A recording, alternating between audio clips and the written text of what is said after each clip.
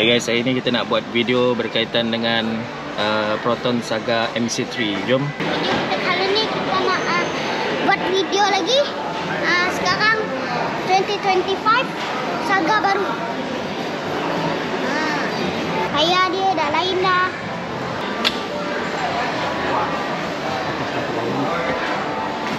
Seat leather. Steering pun steering X50.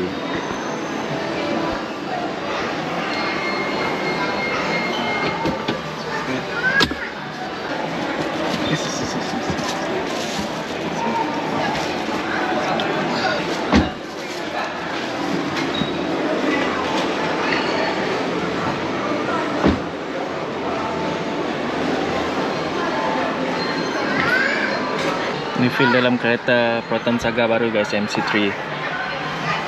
Ada wavy design dekat dashboard dia. Plastik. Tapi dia ada design lah.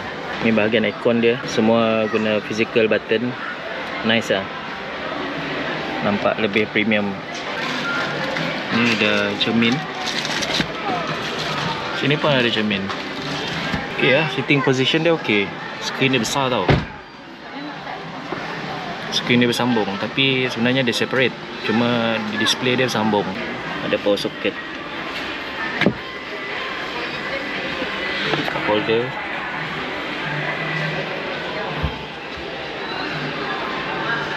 Ada sistem.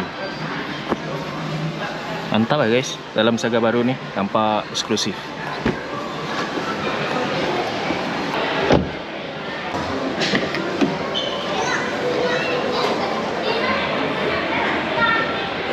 Tengok kursinya. Melengkung ke dalam dek. Belakang ni pun ada dua soket USB. Tak nampak lah sebab gelap kan. Ini pandangan dari tempat duduk belakang Proton Saga MC3 baru guys. Ini full spec. Tangki minyak belah kanan. Tayar diguna tayar Atlas. Tayar size 185, 55, 15. Ini bahagian bonnet dia.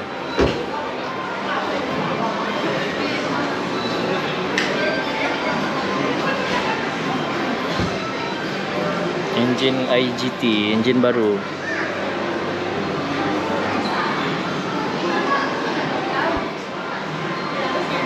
Ini ruang dalam bonnet.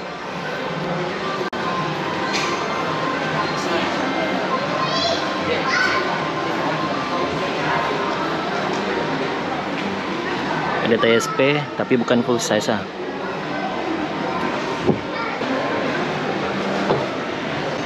Tempat duduk dia saya suka sebab bahagian belakang ni dia ada bagi ruang tau untuk kita duduk. So tempatnya nampak jadi lebih luas lah untuk leg room. Sisi tepi pintu ni pun dia ada wavy punya design lah, tapi plastik lah. Ni kereta dekat mall, kita just tengok aja. Ni different antara Saga lama dengan Saga baru. Saga lama diguna engine 1.3, yang Saga baru ni diguna engine baru 1.5.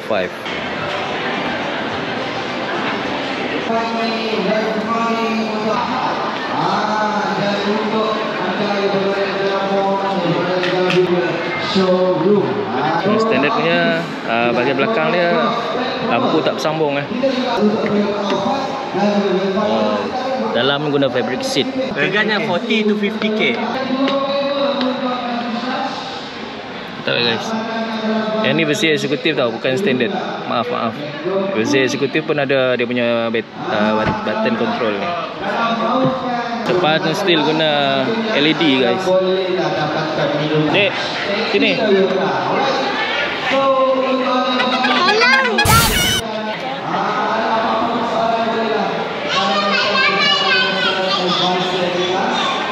Okay guys, sampai situ saja video saya pada kali ini untuk Saga MC3. Teruskan support channel dengan menekan butang subscribe di bawah. Terima kasih. Assalamualaikum.